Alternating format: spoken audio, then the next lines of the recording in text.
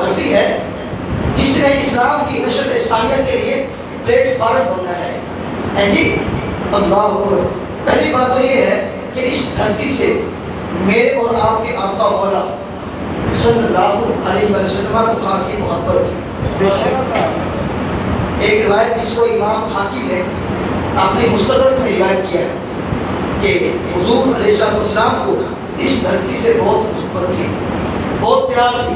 اسی پیار کی کہانی کو علامہ اقبال نے اپنے شعر میں اس طرح بیان فرمایا کہ میر عرب کو آئی ٹھنڈی ہوا جہاں سے، میر عرب کو آئی ٹھنڈی ہوا جہاں سے، میرا وطن وہی ہے، میرا وطن وہی ہے۔ جہاں سے حضور کو ٹھنڈی ہوا آئی تھی وہ یہی تو خطہ ہے، جس کی حضور خوشبو سونگھا کرتے تھے وہ یہی تو خطہ ہے، جس سے حضور نے محبت کی ہے وہ یہی تو خطہ ہے جی۔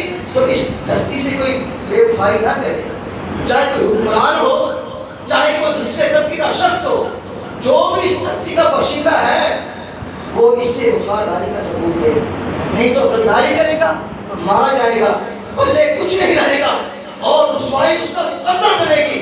تو اللہ تعالیٰ ہماری اس دھرتی کو تا قیام قیامت آباد اور شاد رکھے۔ اللہ تعالیٰ اس کو خوب ترقی عطا فرمائے۔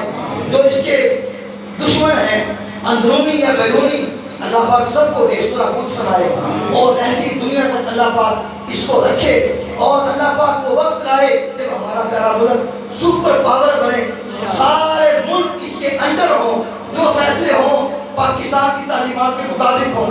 اللہ پاک میرے ملک کی حفاظت فرمائے، اس سے محبت کرنے والوں کی حفاظت فرمائے، اللہ پاک آپ سب کی حفاظت فرمائے۔ آمین ثم آمین وآخر دعوانا الحمدللہ۔